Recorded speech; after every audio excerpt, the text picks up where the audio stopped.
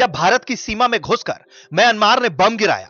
क्या भारतीय सीमा में म्यांमार ने किया है एयर स्ट्राइक? सरकार ने म्यांमार के हमले पर क्या कहा? भारत की सेना क्या कह रही है? ऐसे तमाम सवालों के जवाब हम इस रिपोर्ट में देने जा रहे हैं। इस घटना से जुड़ा एक वीडियो भी सोशल मीडिया पर घूम रहा है, लेकिन उस वीडियो की प्रामाणिकता हमारे पास नहीं है।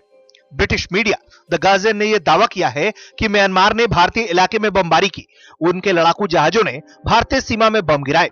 द गार्जियन को प्रत्यक्षदर्शियों ने बताया है कि कैंप विक्टोरिया स्थित विद्रोही शिविर पर हमले के दौरान 2 बम भारतीय क्षेत्र में भी गिरे।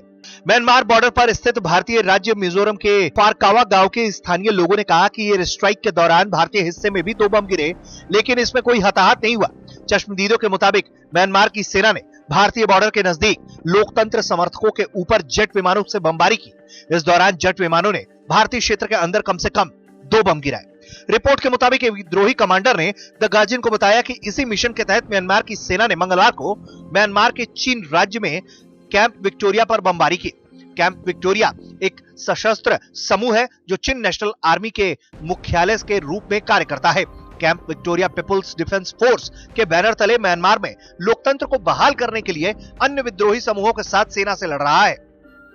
इनका प्रशिक्षण शिविर भारतीय राज्य मिजोरम की सीमा से कुछ किलोमीटर की दूरी पर ही स्थित है। एक अन्य विद्रोही लड़ाके ने नाम न छापने के अनुरोध पर यह कहा है कि सेना के लड़ाकू विमानों ने मंगलवार को शिविर पर कई बम गिराए, जिससे दहशत फैल गई। विद्रोहियों ने यह भी कहा कि इस दौरान कुछ जेट टियाऊ नदी को पार कर गए। टियाऊ नदी भारत और म्यांमार के बीच सीमा के रूप में कार्य करती है।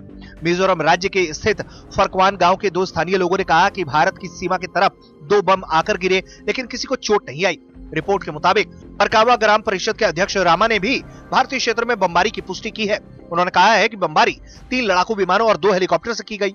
बमबारी के दौरान तियाऊ नदी के पास खड़ा एक ट्रक भी क्षतिग्रस्त हो गया। रामा ने कहा कि बमबारी के बाद घायल अवस्था में म्यांमार की ओर से कुछ लोग बॉर्डर पार कर हमारे गांव आए। हमारे गांव के लोगों ने घायलों की मदद की।